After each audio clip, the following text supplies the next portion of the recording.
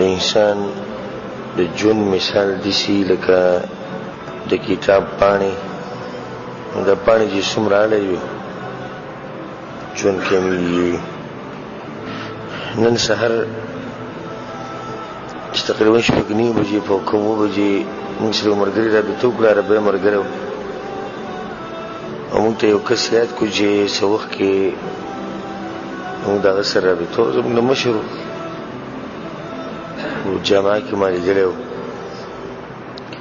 یا پلانی وفات شوی ما کله وی پرون د روژه ماتي نه مخکې. پس دا زړه داسې خفه شو زما چې ما خوب هم نه یې کړی. دې سوچ کې بس لاړو چې لکه دا خلک مري نو ولې زموږ به څه لیکل خو نه راوړو. په ورځ به داسې خبر هم راشي چې پلانی یې مړلی.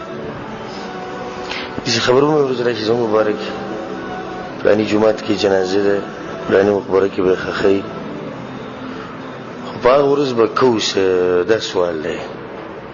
په هغه ورځ به څه کوو؟ دې سوال ته لږ سوچ وکړئ. که تاسو له څه تیار کړي. دې کې 2 کسان کامیاب دي. یو هغه چې ما ته ووایي چې شیخ صاحب په موږ باندې دغه ورځ نه راځي. دی کامیاب دی، ګرځي چې دا ورځ بالکل نه راځي. دویم هغه سړی کامیاب دی چې هغه ډېر څه کړي او په هغې یقین چې بس زه به جنت ته ځم. جو صحیح ده.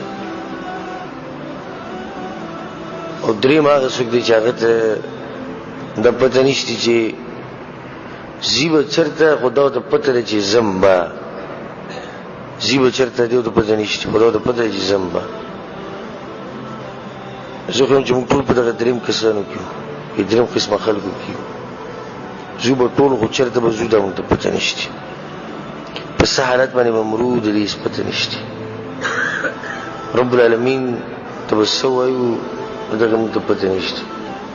هغه به راله بیا څه راکوي د دغه موږ ته پته نشته. دغه ملګری اچانک وفات شو. 10مه روژه هغه پوره هم نه کړه. 10 روژه ماتې هغه دلته نه دی کړی. زموږ د الله نه دا امید دی چې انشاءالله هغه به په جنت کې کړی.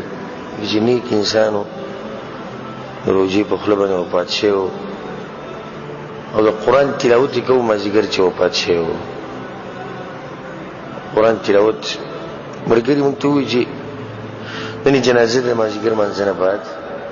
او هغه موږ ته دا ووایي چې یا ښځې وي چې ماښام ته نږدې قرآن به وي خپله کمره کې به ناست موږ ورته څه نه وي. نو بیا افطاري دپاره ورته هغې چغې ووایي چې راځه راځه ټیم به نه لاړ شي. دا غریب نه ټیم ټول تللی و، دا دې خبره نه وه. چې دا اوس بیا کمرې ته لاړ نو قرآن د هغه په غېږې کې پروت و، سر یې ایښولی و. دا اوچت خلک چې دې څه مرګ الله ورکړي، روژې په خوله باندې تلاوت وي. موږ باندې وګوره پوه په کم ټیم کې راځي. کېدای شي دنیا په مزدورۍ کې لګیا وي ساره نه وځي، او کېدای شي چې وده پراته وو، کېدای شي په یو ګناه کې مشغول وي او ملک الموت راشي موږ ته وایي چې بس الله وایي چې د دوی کتاب پاڼې ختمې شوي دي. نه خبره مې دې پورې کړې چې زموږ د ژوند د دې پاڼو په شان دی. د پاڼه اړې که نه شي ته یو پاڼه واوړې ګوره دا کتاب کم شو، دا بله دې واړوله که نه دا ځای کمېږي. ګوره ټول کې منطق شان ستا د عمر دی. د پاڼې اوړي د پاڼې اوړي شي. اوس دا پته نه چې زموږ په دې کتاب کې څومره پاڼې پاتې دي، دا موږ ته اوس پته نشته. پاڼې خو اوړېدلي دي، چا ډېرې اوړېدلي چا لږې اوړېدلي. او دې ته به نه کښېني چې لکه زما لا ځوان یم جو پاڼې به ډېرې پرتې نه. کېدای شي د سپینګري ته پاڼې ډېرې پاتې او تا ته لږې پاتې هم کېدای شي. دی چې پرون د انډیا یو ملګري یو عالم دا خبره کوله د نورو ملګرو سره موږ ټولو سره چې زموږ یو ډېر قابل شاګرد وفات شوی دی د شپې. الله دې وبخښي، الله دې برحم کړي. ملګري تپوس کړي عمر یې څومره و؟ 21 کاله. ډېر قابل انسان وایي، ډېر قابل انسان. علم ورته وایي څه یادېدو، ډېر شوقین سړی. هغه لکه ورته عمر یې څومره؟ عمر 21 کاله. 21 کاله هلک لاړ. دا موږ په کوم دغه نه شو چې زه موږ لیکلي راوړي چې 21 کاله ولا تللی شي نو موږ له څه چلولې.